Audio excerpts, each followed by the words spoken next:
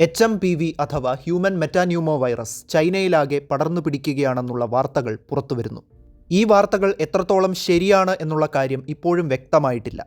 HMPV അഥവാ human മെറ്റാന്യൂമോ virus ശ്വസന വ്യവസ്ഥയെ ബാധിക്കുന്ന ഒരിനം വൈറസാണ്.